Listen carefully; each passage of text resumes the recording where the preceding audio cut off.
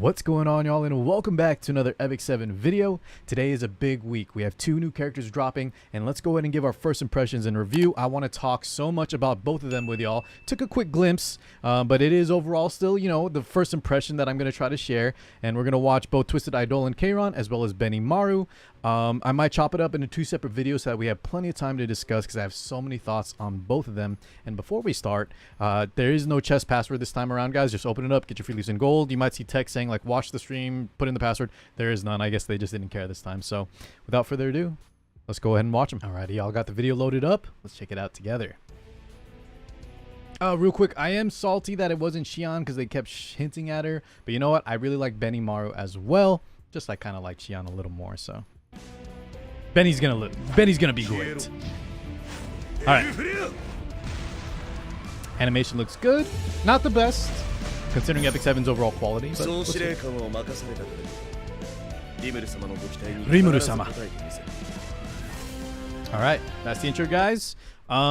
Since he's a collab character, right? They're not even gonna show any background lore. Just check out the anime if you want to know more about him. But let's go through this at our own pace here. Fire Warrior Sagittarius looks good on attack and speed. Bulk looks kind of light, and he does have imprint concentration of crit chance, which is a good and bad thing. Good because obviously if you get to triple S him, crit chance is probably one of the best imprints to have. It just gives you so much more room for gearing. Lets you squeeze out a lot of additional stats and gear score.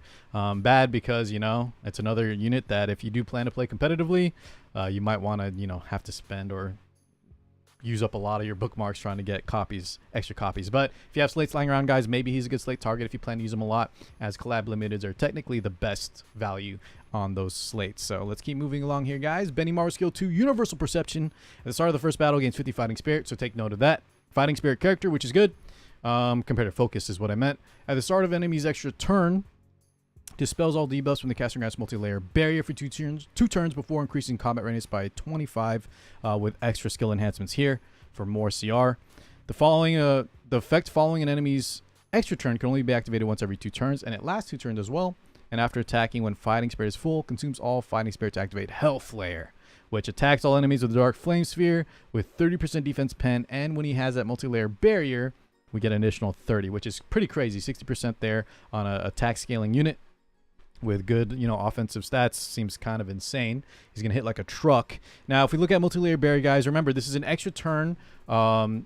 He punishes extra turns, which is very, very relevant in the current state of the game. There's so many problem units that have extra turn, like Conqueror Lilius, Ran, Amid, Lua, just to name, the main problem ones at the moment. There's more out there, but it's nice to have a unit that can kind of combat that. Now, as we talk later on in terms of what I think about him overall, guys, make sure you differentiate between Arena and Guild War, where you're fighting an AI opponent and they always activate their skill, their extra turn skills, or for example, non-attack skills is where a lot of other units kind of come into play against these extra turn units.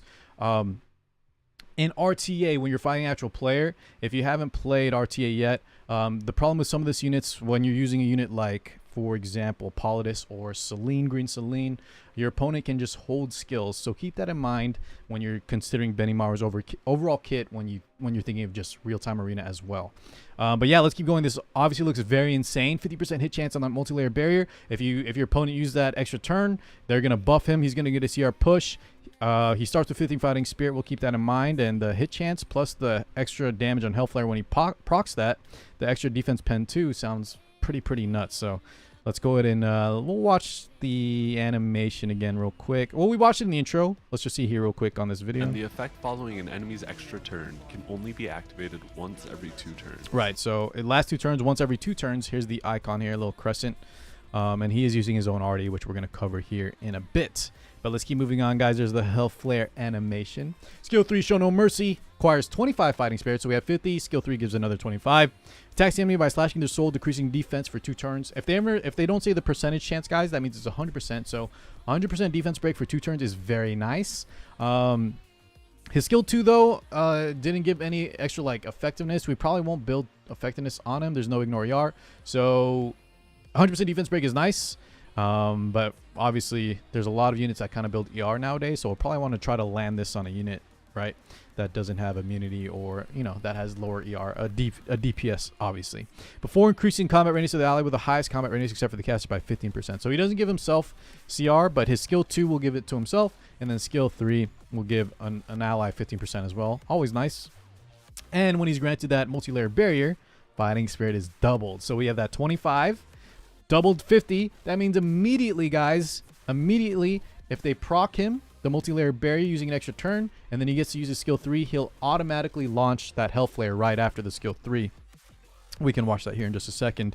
-1 turn cooldown, so 4 turn cooldown after Mola, and then more damage, and then they're just showing the multi-layer barrier again. So let's watch the animation together here on the skill 3, and we'll watch it launch immediately into the S2. By 15%.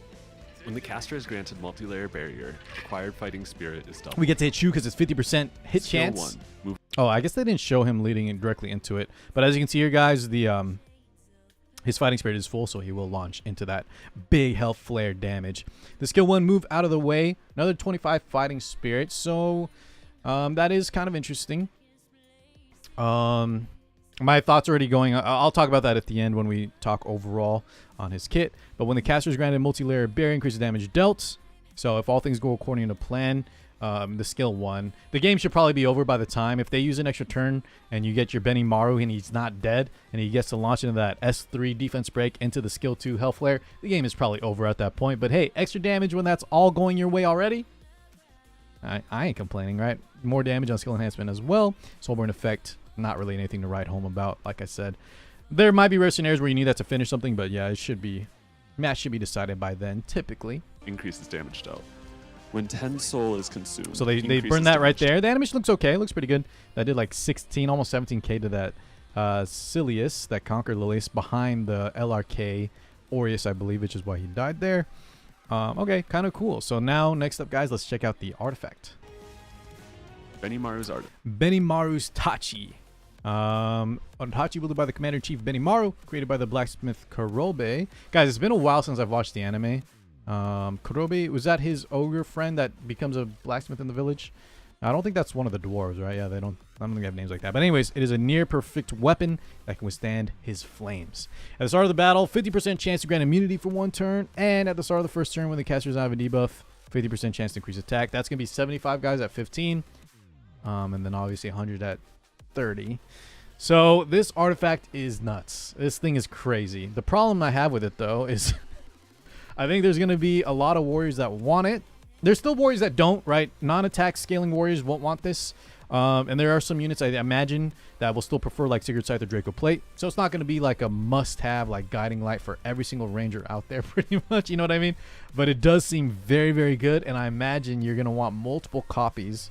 And I'm sure there's more and more units that we're going to find out are insane on this. But it just provides so much value. Not only do you get the immunity for 1 turn at the start of the battle, so you pretty much just have a built-in immunity set as long as it's plus 30. You also get as long as you're not debuffed, a self-attack up every single turn too. So the value on this is, yeah, it's incredible. There's so much value packed into this single artifact. The problem is you have to max it out. We're going to want so many copies. And then, you know, obviously, like I mentioned, the non-attack scaling units probably don't need this. But overall, this seems very, very good. That combined with his crit chance imprint, guys, means you're going to, if you want to pull multiple copies, if you plan to use Benimaru outside of just, you know, for fun, casually, or just Arena Guild Wars, you're probably going to want to grab multiples of these. So remember, get ready for your slates, your bottles, and if you do plan to pull, good luck. If you get multiple copies of him or his artifact, it's very, very good for him. Sometimes maybe necessary if you play competitively. But yeah, let's go ahead and just talk about his overall kit now. Alright guys, so in conclusion, Benimaru looks great. I'm glad he's coming to Epic 7. That idle animation in the lobby looks so, so good.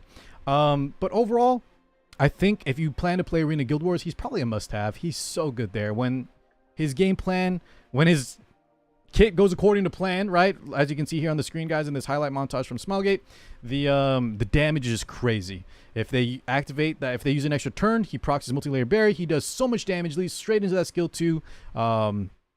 And he just wipes the field, right?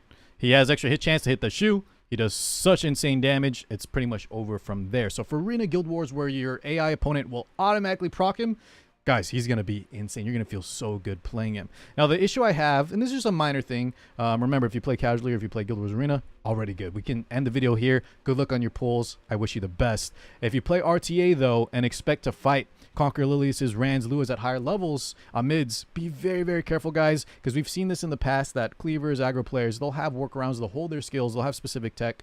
They might just kill Benimaru before he gets to go. So if you expect to just have him out of the box and crush any player that runs Conquer Lilius or Lua, for example, you might be a little disappointed. There's going to be some counterplay on both ends, on the cleaver side and then on you as the person that's probably going second. If you're using him against extra turns, things like that, just be careful. I want to make that clear that he may not be the best for RTA, but for Arena Guild Wars, I think you definitely need to pick him up. And overall, right, if you guys want to spend a lot of bookmarks on a unit, both the artifact is going to, it seems, guys, the artifact is blowing my mind. The more and more I think on it, I think a lot of other characters are going to use it. And I think it's just the fact that it's limited and collab. Try to grab, guys, at least a few copies, and you can always bottle them later, but you want more than one in case it becomes, you know, one of the best of slots for many different warriors. I kind of covered that already. But overall, guys, yeah, best of luck on your summons. He looks awesome. I'll be definitely pulling him for him myself this week, and I plan to try him out in RTA where I'm a little bit concerned as well. But I think building him on bulk, and there will be some stuff we can do in case our opponent does end up not proccing him with their extra turns. Yeah, I think we'll wrap it up there, guys. Appreciate every single one of you. And check out the Kayron video if you haven't as well.